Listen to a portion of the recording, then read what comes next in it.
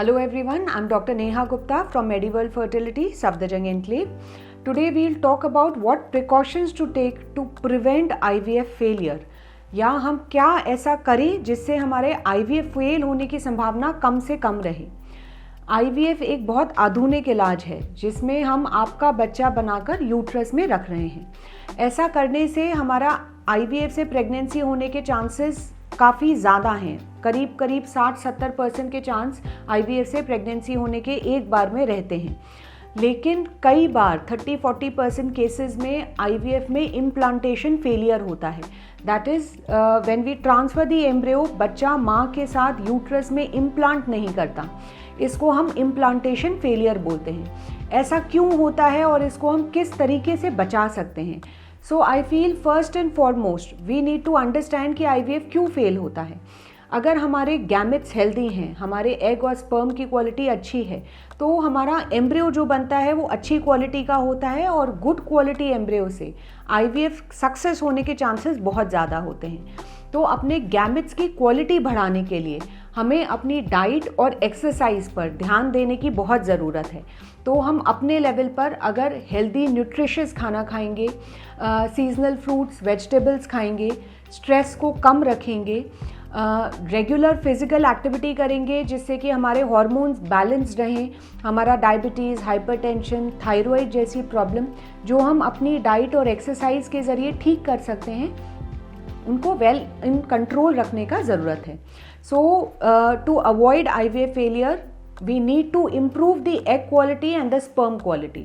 To do that, we need to concentrate on our diet and have a good physical activity regime, जिसमें आप 4 से 5 दिन हफ्ते में अगर 40-45 minutes of exercise, जो कि योगा, brisk walking, कोई नॉर्मल जिम जिसमें आप कार्डियो एक्सरसाइजेस करते हैं, एरोबिक्स, अगर इस प्रकार की एक्टिविटीज़ करते हैं तो वो हमारे हार्मोनल बैलेंसिंग में हेल्प करते हैं। इसके अलावा जितना हम स्ट्रेस कम लेंगे उतना IVF फेलियर कम रहेगा।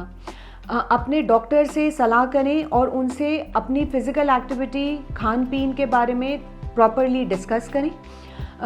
Apart from that what we feel, आपका फ़िज़िकल एक्टिविटी, अगर आप कोई हैवी स्ट्रेनुअस काम करते हैं, भारी सामान उठाना, बार बार जल्दी ऊपर नीचे करना, कोई जंपिंग जॉगिंग एक्सरसाइजेस करना, इसको अवॉइड करें।